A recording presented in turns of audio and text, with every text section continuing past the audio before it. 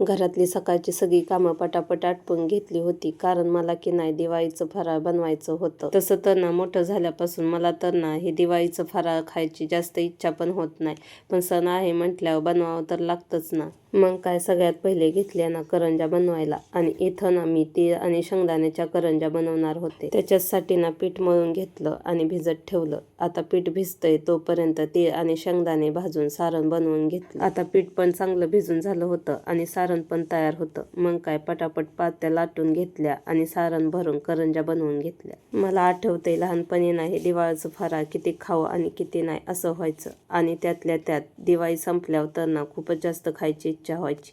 तशी इच्छा आता काय राहिली नाही. लागलीच लाडू पण बनवायला घेतले.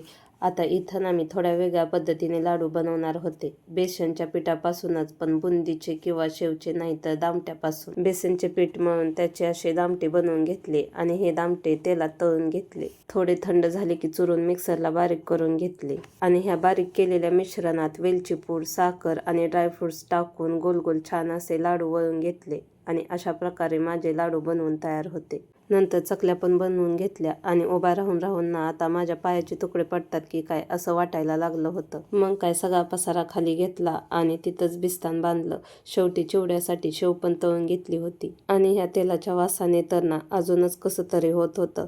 जाम थकल्यासारखं झालं होतं एवढं सगळं करून, पण एकदाचा पिट्टा पाडला होता फराळाचा. सगळं फराळ बनवून झाल्याचं समाधान होतं.